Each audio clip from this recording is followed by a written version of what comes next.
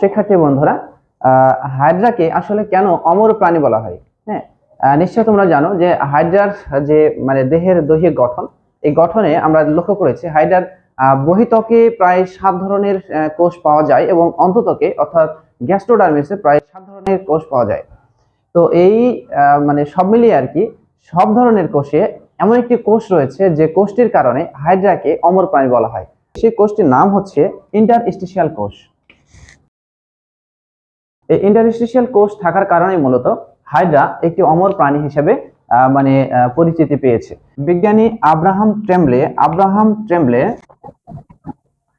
টেমলে সর্বপ্রথম হাইড্রার এই কোষটির সম্পর্কে বিস্তারিত বিবরণ দিয়েছেন এবং তিনি লক্ষ্য করেছেন যে হাইড্রার স্টেশিয়াল কোষ থাকার কারণে মূলত হাইড্রা তার পার্শ্ববর্তী কোনো কোষ যদি ক্ষতিগ্রস্ত হয় তাহলে ইন্টারস্টেশিয়াল কোষ থেকে সেই কোষকে দ্রুত রূপান্তরিত হয়ে সেই ক্ষতিগ্রস্ত কোষ থেকে কনভার্ট করতে পারে আর কি।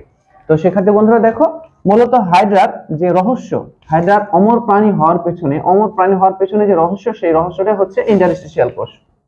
হাইড্রার প্রায় 7 ধরনের কোষ পাওয়া যায়। এই 7 ধরনের কোষেই একটি মাত্র কোষ ইন্টারস্টেশিয়াল কোষ, এটি অপর যে 7 ধরনের কোষ রয়েছে সেই 7 ধরনের কোষে রূপান্তরিত হতে পারে। অর্থাৎ ওই 7 ধরনের কোষ বা 6 ধরনের কোষ যদি কখনো নিজেদের ক্ষতিগ্রস্ত হয়, নষ্ট হয় বা হাইড্রাকে যদি কেটে ফেলা হয়, তাহলে ওই জায়গা থেকে নতুন করে হাইড্রা তার পার্শ্ববর্তী যে কোনো কোষে কনভার্ট হয়ে সেটি তার ক্ষতিপূরণ করতে পারে বা তার ঘাটতি পূরণ করতে পারে।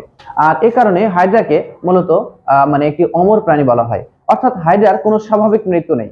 হাইড্রা এমন একটি প্রাণী যার কোনো স্বাভাবিক মৃত্যু নেই। আর এর আসল কারণটাই হচ্ছে এই ইন্টারস্টেশিয়াল কোষ। ইন্টারস্টেশিয়াল কোষ এমন এক ধরনের কোষ যা কিনা হাইড্রার অন্যান্য যে কোনো কোষে রূপান্তরিত হতে সক্ষম।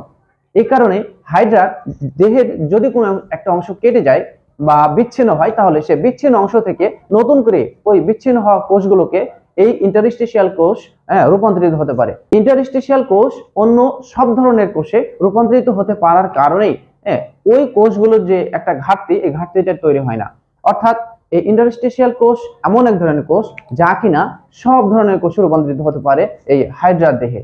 আর তাই হাইড্রাকে যেভাবেই যে কোনো অবস্থায় ক্ষতিগ্রস্ত করা হোক না কেন কিংবা কেটে ফেলা হোক না কেন, ঠিক ওই জায়গা থেকে হাইড্রা নতুন আরেকটি হাইড্রার জন্ম দিতে সক্ষম। তাই হাইড্রাকে একটি অমর প্রাণী হিসেবে বিবেচনা করা হয়।